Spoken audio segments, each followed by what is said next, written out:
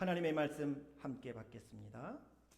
마태복음 26장 1절부터 5절 말씀입니다.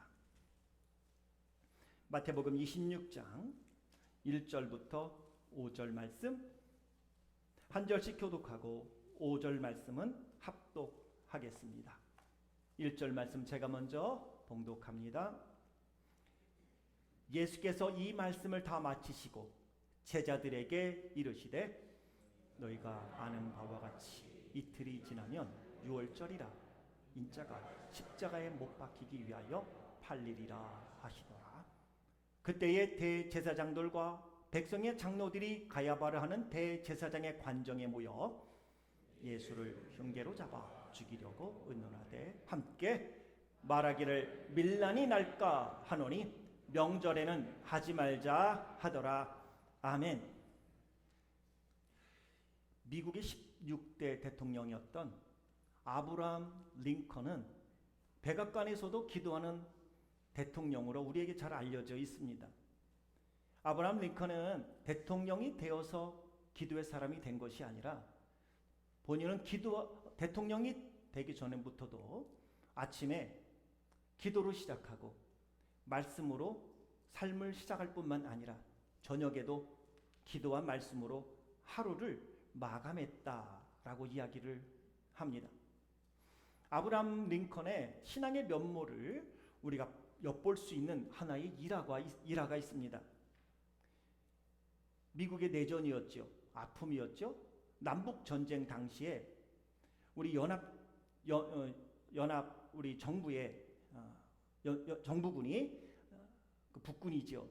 불리한 상황이 되자 교회의 지도자들이 북글에 있는 북쪽에 있었던 지도자들이 함께 모여서 연회를 베풀게 되고 그때 아브라함 링컨 대통령도 함께 동참하게 될 때에 교회 지도자가 응원의 메시지로 이렇게 아브라함 링컨 대통령에게 메시지를 전달했다고 합니다.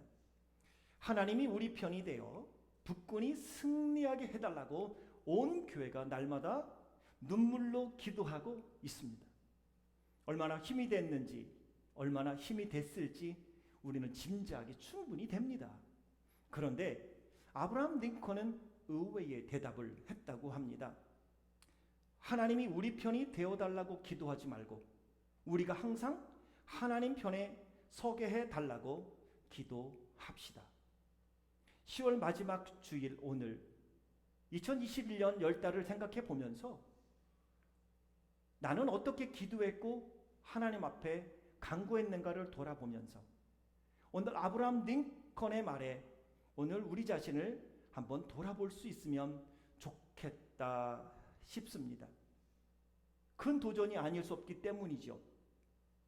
왜냐하면 우리는 일반적으로 이렇게 말하거나 기도하는 소리를 종종 듣지요. 하나님이 내 편이 되어 주십시오. 하나님이 내 편이 되어주지 않아서 내가 이렇게 아프고 힘들고 실패하고 내가 이렇게 고통을 당하니 하나님 꼭 내 편이 되어주십시오. 말도 하고 또 기도도 합니다. 다른 분들을 응원할 때도 그래요. 하나님은 집사님 편이에요. 하나님은 성도님 편이에요. 실망하지 말고 낙심하지 말고 다시 일어섭시다. 그러면 힘이 정말 확 끌어오릅니다. 그런데 오늘 우리는 다시 생각해 보자는 거예요. 하나님께 내 편이 되어달라고 기도할 때 하나님이 꼭 내 편이 되어서 나로 하여금 승리케 해주시기를 간구하면서도 지금 하나님이 얘야 내 편이 되어줄래? 라는 그분의 음성은 들리느냐는 거죠. 하나님이 내 편이 되어 달라고 할 때 나는 하나님 내 편 되어 달라고 간구하니 하나님의 소원과 내 소원이 충돌하는 거예요. 그리고 우리는 그러죠. 내 편이 되어야 되려고 하나님 말씀드렸는데 왜 내 편이 되어주지 않아서 나로 하여금 이렇게 힘든 일을 겪게 하냐고요. 그때 하나님이 분명 그렇게 말씀하실 거예요. 얘야 내 편이 좀 되어야 되려고 하는데 너는 왜 그렇게 고집부려 고통의 길을 걷고 있니? 라고 말이죠. 오늘 우리는 하나님은 언제나 내 편 요술단지인가요? 하나님은 약속하셨기 때문에 그분은 언제나 내 편이라고 말씀하셨어요.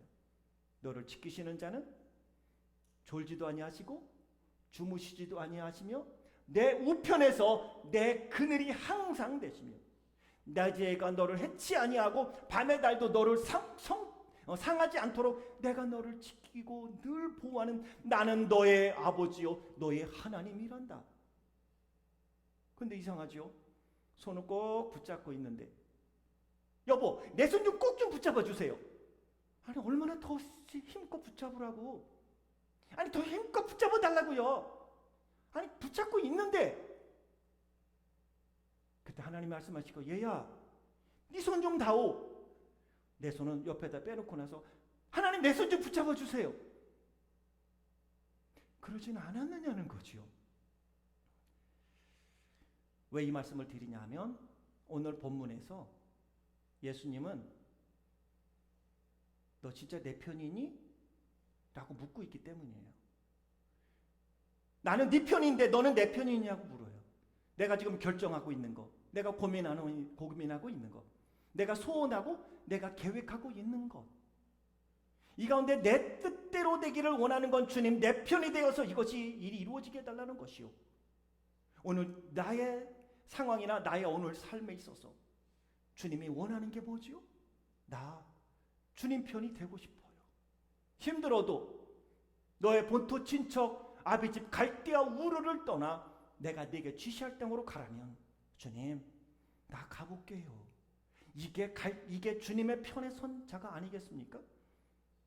오늘 본문은 우리에게 말씀하고 있어요. 너는 진짜 내 편이니? 라고 말이죠. 오늘 우리가 주님 내 편이요? 내 편이시죠? 라고 물을 필요가 없는 건 그분은 언제나 나는 네 편이라고 말했어요. 그러면 내가 주님 편이냐는 거죠.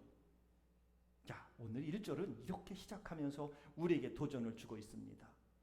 예수께서 이 말씀을 다 마치시고 제자들에게 이르시되, 이 말씀, 이러한 말씀들을 다 마치셨다는 것은 마태복음 25장입니다.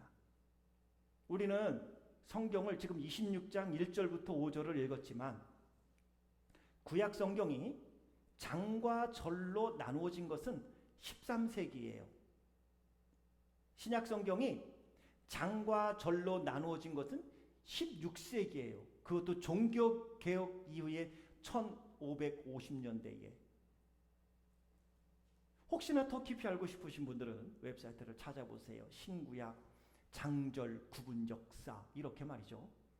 무슨 말씀을 드리는 거냐면 마태복음 25장하고 26장은 본래 떨어져 있지 않았는데 사람들이 편의에 따라서 나눈 거예요.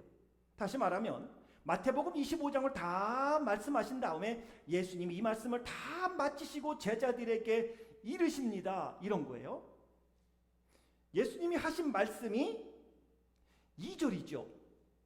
그 2절의 말씀은 예수님이 이렇게 하는 겁니다. 너희가 아는 바와 같이 이틀이 지나면 유월절이라 인자가 십자가에 못 박히기 위하여 팔리리라 하시더라 라는 말씀이에요.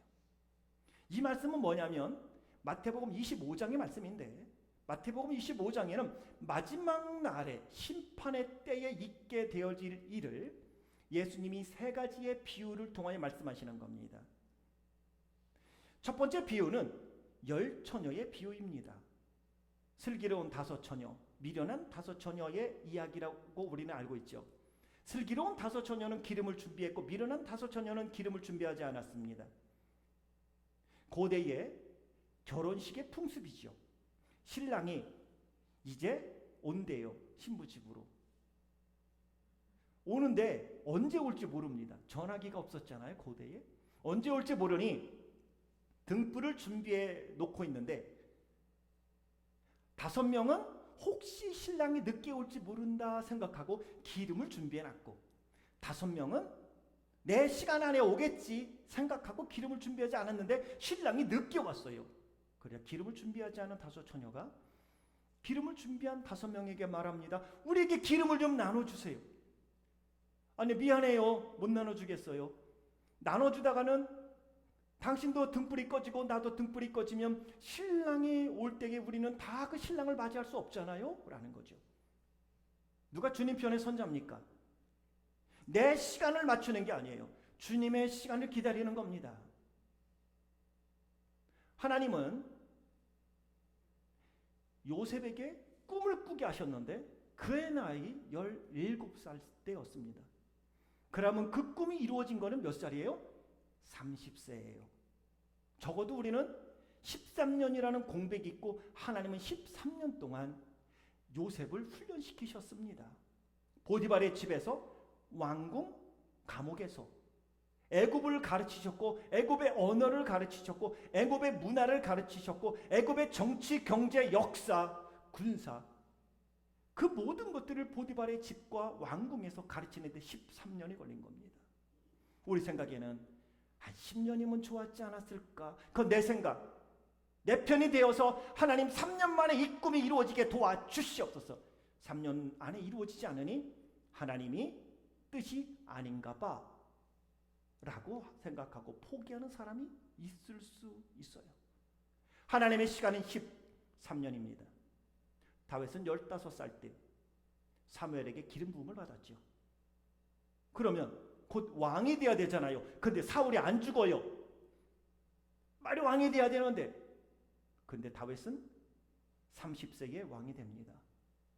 15년 동안 하나님은 사도행전 13장에서 말씀한 것처럼 내가 이세 아들 다윗을 만나니 내 마음에 합당한 사람이라.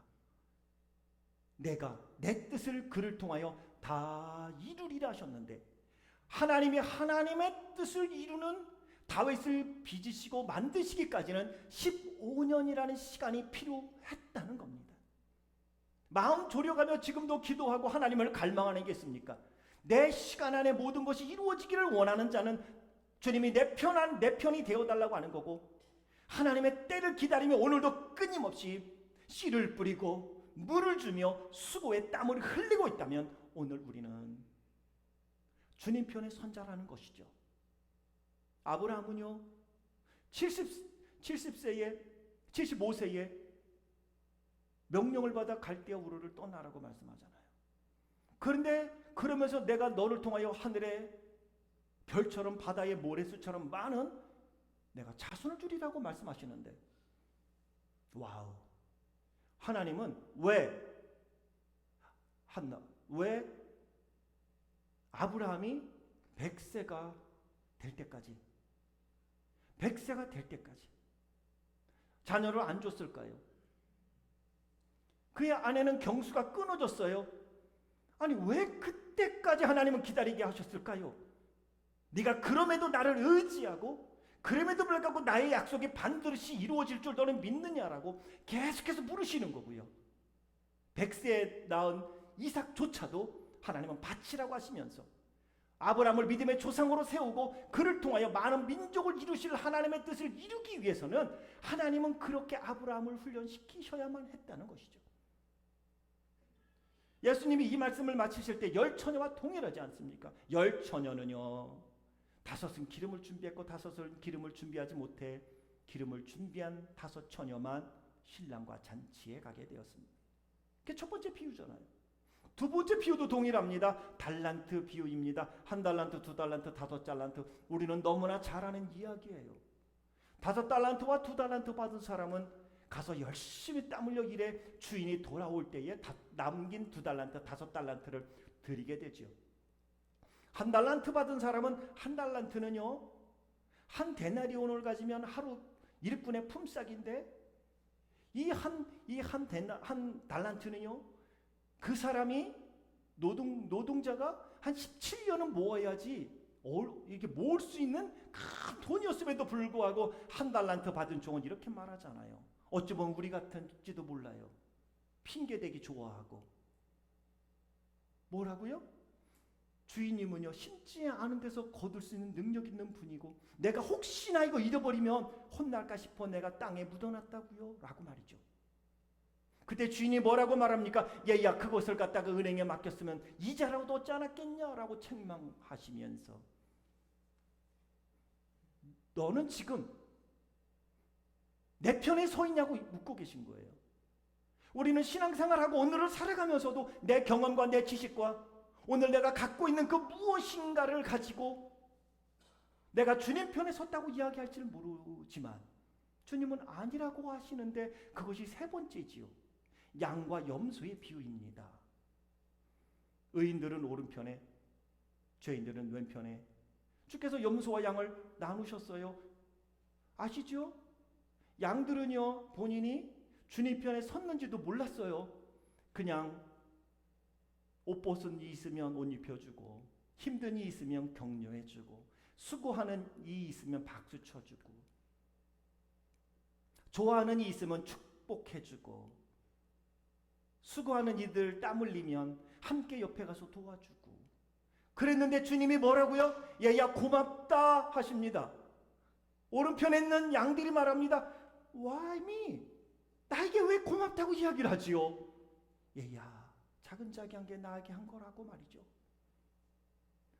왼쪽 편에 있는 자들은 동일하지 않습니까? 그냥 내가 그것까지 뭐 도울 필요 뭐 있어. 누군가 재능 있는 사람이 하면 되는 거지. 눈에 봤지만 내 일 아니지. 외면했습니다. 주님이 말하잖아요. 그때 그들이 말해, 우리가 언제요?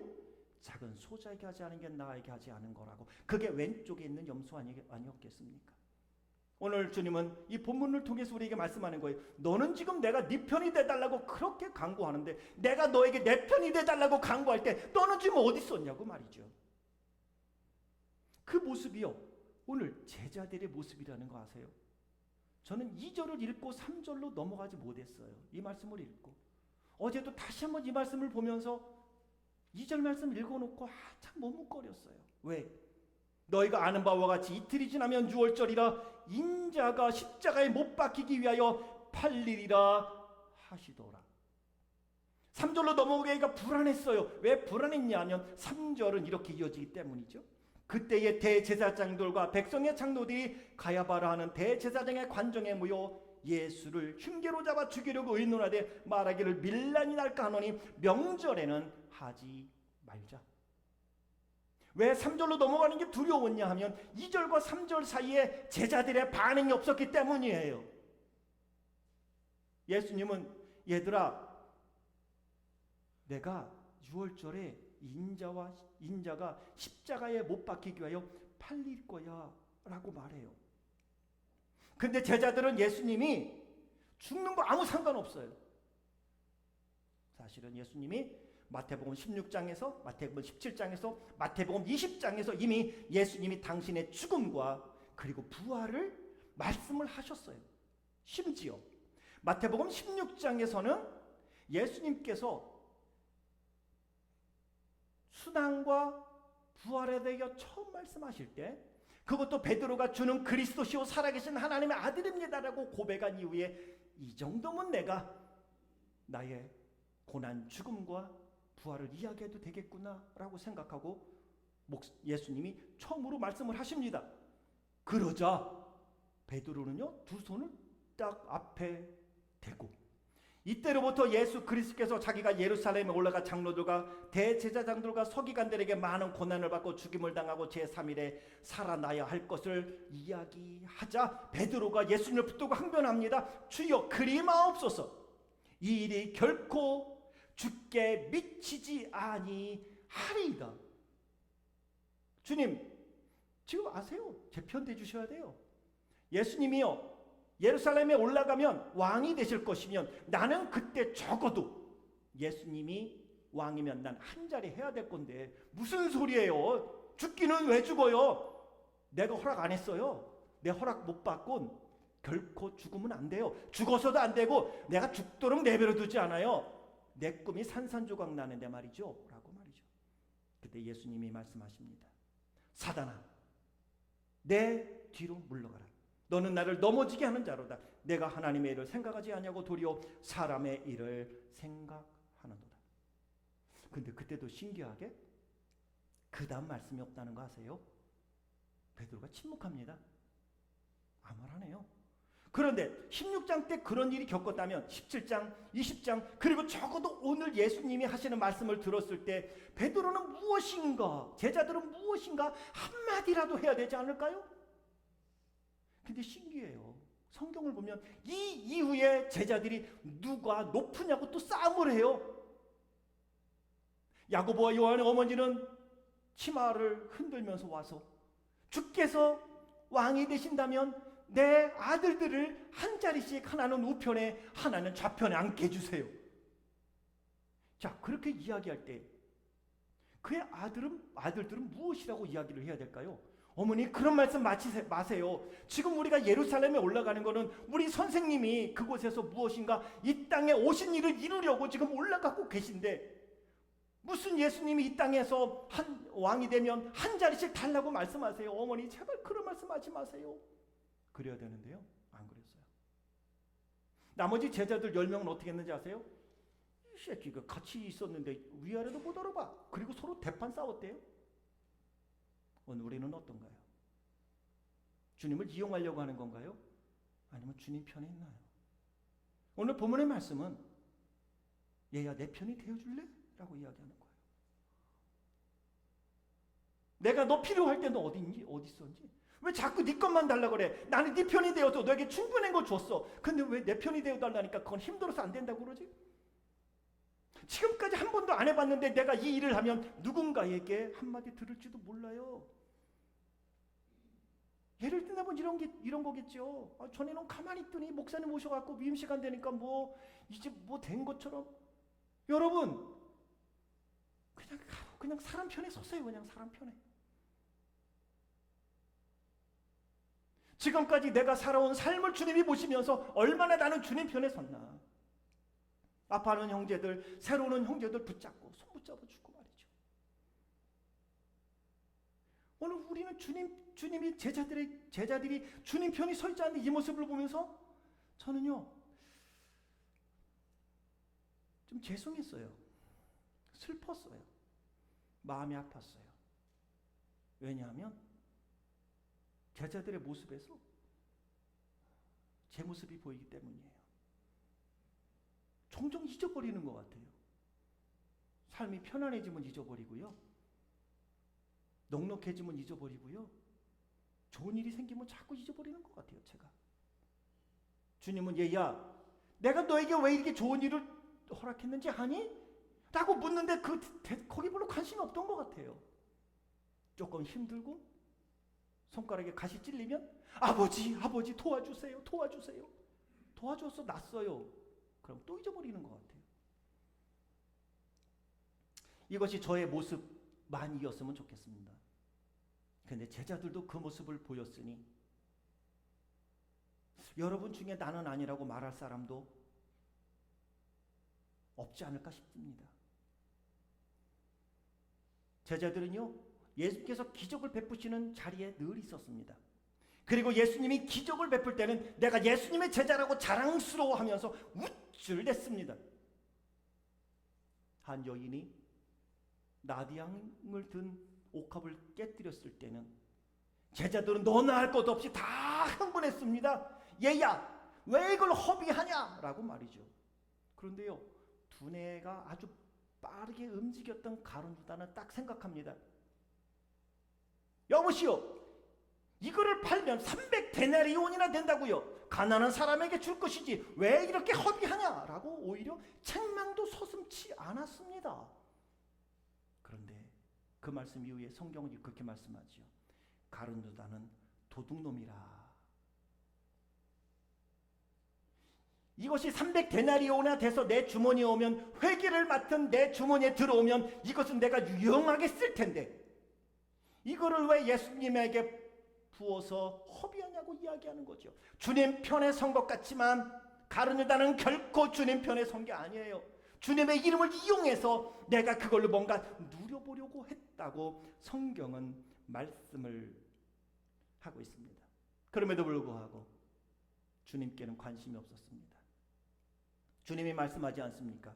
이 여인이 깨뜨린 향유는 내 장례를 준비한 것이라. 제자들이 아무 말 안 해요. 침묵합니다. 분리하면 침묵하는 우리와 비슷하고, 희생을 이야기를 하면 눈 감고, 헌신을 이야기하면 내 얘기는 아니겠지 하고 눈을 돌리고 고개를 돌리는 인간의 모습과 너무나 흡사한 모습을 제자들이 보이니 그 모습이 내 모습은 아닌가 싶어 오늘도 너무 죄송함이 있어요. 그러면서 다시 한번 주님 앞에 고백합니다. 나 주님 편에 서고 싶으니 주여 깨닫게 하시고 알게 주시옵소서. 예수님이 겟세마네 동산에 그래도 제자들 중에는 괜찮다 생각하는 베드로와 야고보와 요한을 데리고 겟세마네라는 동산에 가지 않습니까? 그리고 제자들에게 이렇게 말씀하십니다. 내 마음이 매우 고민하여 죽게 되었으니 나와 함께 깨어 있어 기도하라. 제자들은요, 주님의 그 말씀이 별로 와닿지 않았어요. 내 편이 돼달라고 주님이 그렇게 나를 위해 기도해달라고 하는데 피곤하다고 자고 있어요. 피곤하면 자야지요. 주님을 위하여 한시도 깨어 있을 수 없었던 제자들, 주님도 말씀하지 않습니까? 한시도 깨어 있을 수 없더냐?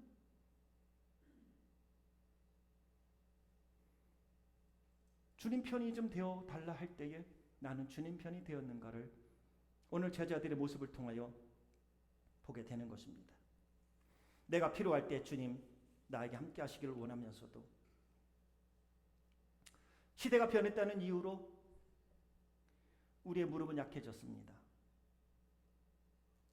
살만해졌다는 이유로 무릎이 약해졌고요. 대신에 예전에는 무릎과 손발에 있었던 우리의 헌신은 다 그 에너지가 입으로 모였어요. 그래서 요란하죠. 상처를 주면서도 너를 위해서 이야기한 거니?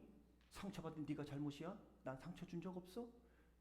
다 상처 입은 우리는 치료자예요. 이제는 거기에 매이지 아니하고 오늘도 주님 편에 서서 주여 그럼에도 불구하고 오직 나는 그렇게 하나님 살 수 있으면 좋겠습니다.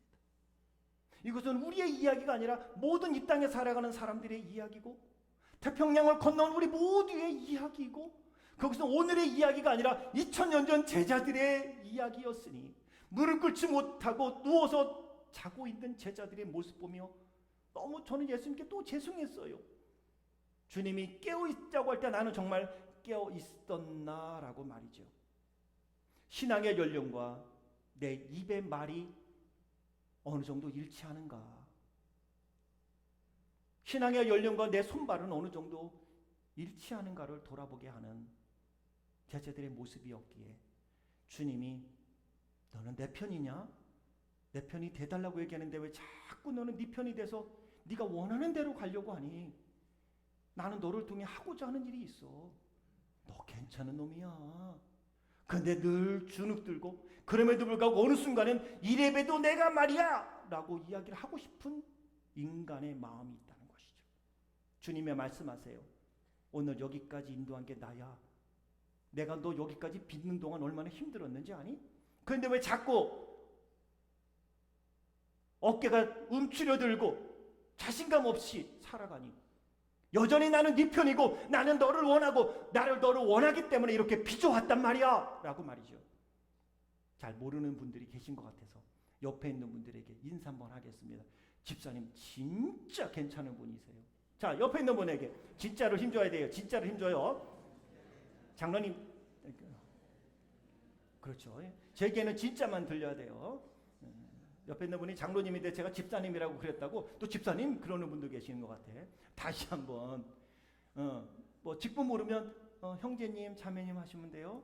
혹시나 부부가 앉아 계시면 당신은 이렇게 하면 되고 알아서 좀 응용할 줄 알아야지요. 다시 한번 당신은 진짜 괜찮은 사람이에요. 시작.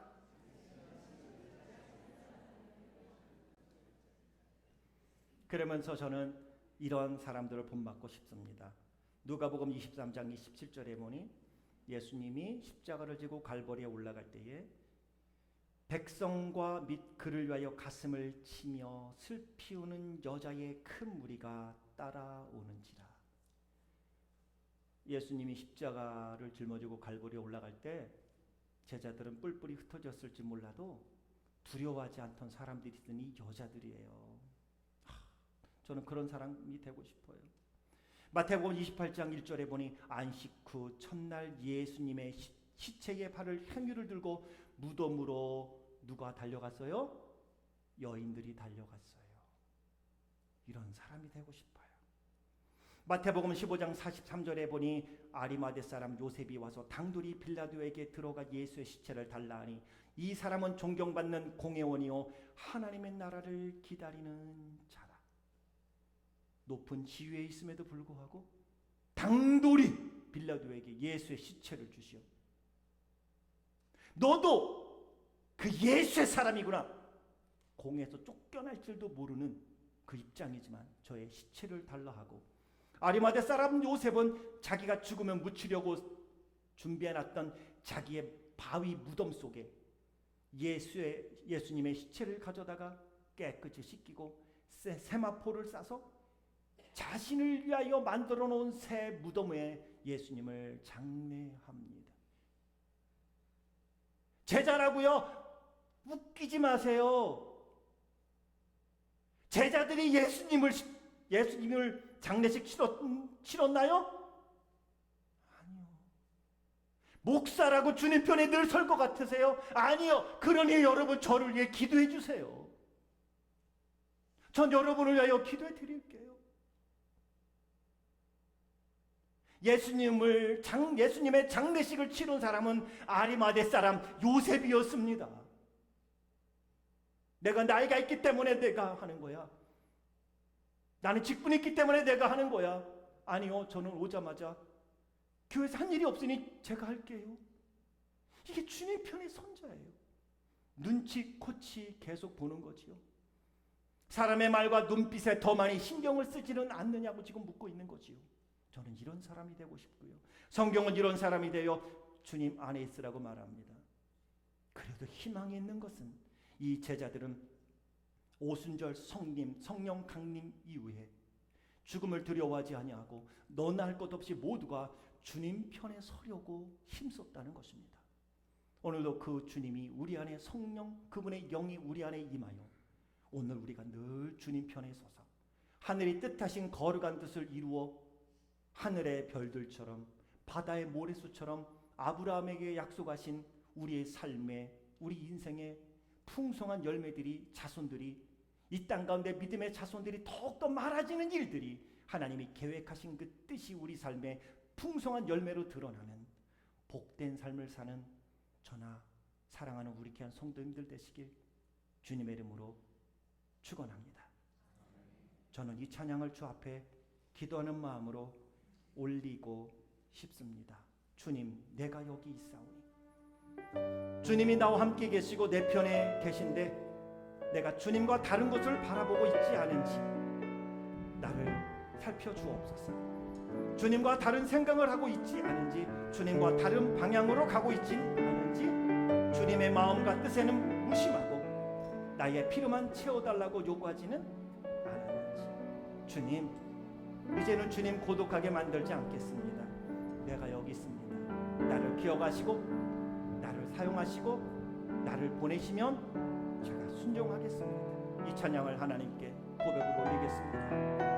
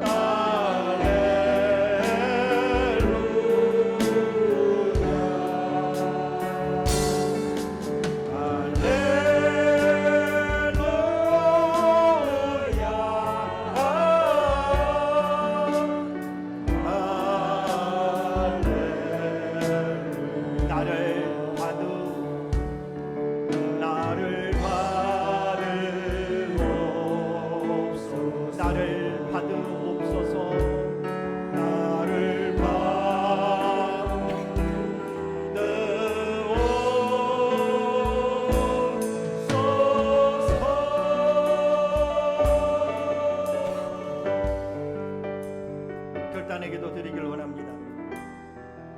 하나라도 깨달은 게 있다면 잘 박힌 못처럼 하나님 내 마음에 새겨주십시오. 성령님께서 임하셔서 불로 새겨주십시오. 그리고 주님의 마음을 헤아리지 못함을 용서해 주십시오. 감사보다는 근심과 염려가 많았고 아멘과 격려보다는 비난과 판단이 앞섰습니다. 주님의 마음과 생각을 살피지 못하고 사람의 말과 눈빛에 더 많이 신경 쓰며 살았습니다. 용서해 주십시오. 주님, 나의 영적 무지를 고쳐주십시오. 나태함과 게으름과 이기심을 용서해 주십시오.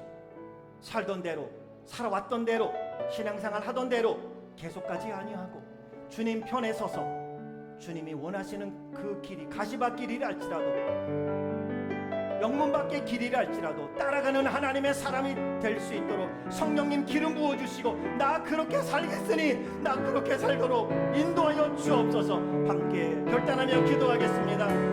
살아계신 하나님 아버지, 오늘도 제자들의 모습을 통하여 우리의 모습들을 살펴볼 수 있는 은혜를 주시니 감사합니다.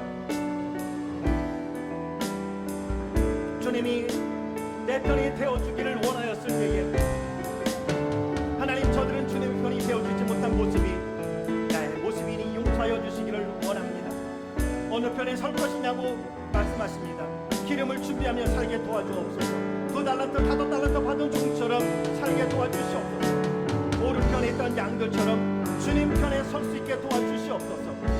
오늘도 제자들처럼 자신의 이름을 위하여 주님이 필요했고 자신의 이익을 위해 주님이 필요했던 그 제자들 닮지 아니하고 오늘도 주님 이제는 고독하게 만들지 아니하고 내 삶만 주님이 알아달라고 이야기하지 아니하고 주님이 원하시는 그 삶 앞에 나 드리겠으니 주여 도와주시옵소서. 지금 저 뒤에서는 대제사장들과 백성의 장로들이 어떻게 예수를 잡을까 의논하고 있는데 오늘 여전히 나는 너무나 나태하게 살지는 않았는지 사단이 우는 사자처럼 산길자를 찾아 두루 헤매고 있는데 너무 영적으로 무뎌지고 살아왔던 대로 내 지식이면 되겠고 경험이면 되겠자며 살지는 않는지 돌아보게 하시니 하나님, 기뻐하는 거룩한 삶을 향하여 온전히 믿음으로 나아가는 우리의 귀한 삶이 되도록 변화시켜 주시고 깨끗게 하시고 정결하게 주님 붙잡고 나아가는 믿음의 사람이 되게 도와주시옵소서.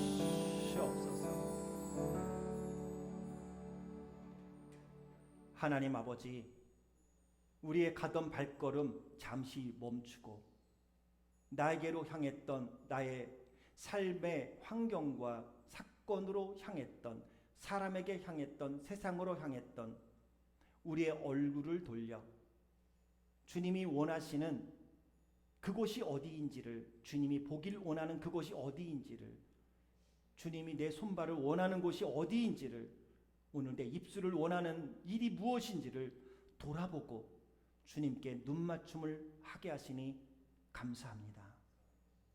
이 믿음으로 계속 살 수 있도록 긍휼을 베푸시고 성령님 인쳐 주셔서 이제는 주님이 원하는 거룩한 일 앞에 주님의 눈으로 바라보고 주님 편에 설 수 있는 성숙한 하나님의 사람들이 되어지며 그렇게 살아갈 수 있도록 인도하여 주옵소서.